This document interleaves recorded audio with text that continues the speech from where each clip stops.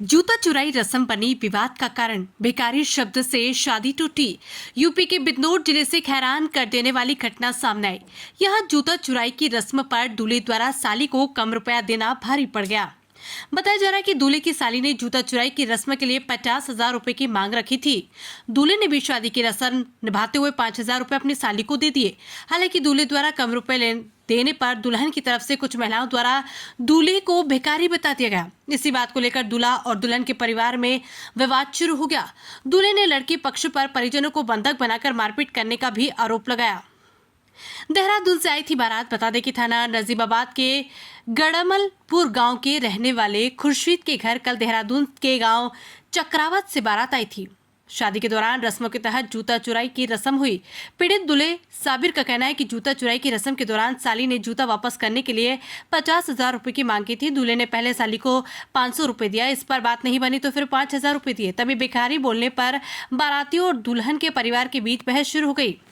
आरोपी की इतनी कहासुनी के बाद दूल्हे के परिवार वालों ने लड़की के परिजनों को धमकी दी। इसके बाद दोनों पक्षों के बीच मारपीट हो गई।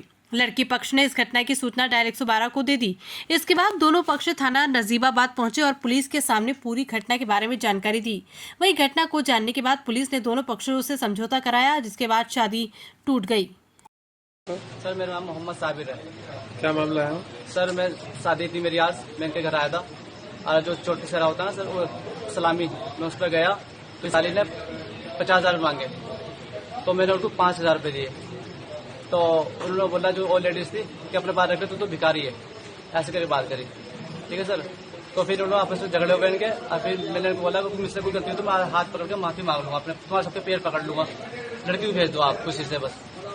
ठीक है। और ये इन्होंने फिर हमें रूम में अपनी बैठक में बंद करके हमारे वालिद साहब को, हमारे हाजी जी को, हमारे भाई को और हमारी भाभी को, हमारे भतीजे को, सबको मारा सर। बाहर से लड़के बुला रखे थे, जितने भाई थे सबने मारा सर हमें। क्या क्या नाम उनके? सर, मेरा अब्बा जी का नाम निशार अहमद है, भाई का नाम इरफान, आबिद, जाबिद, जफर और आबिद। मारा किस को? सर, लड़की के भाइयों ने, लड़की के ताऊ ने और ताऊ के लड़कों ने, और वो बाहर से लड़का रखे थे। लड़ मारा सर मेरे भाई के।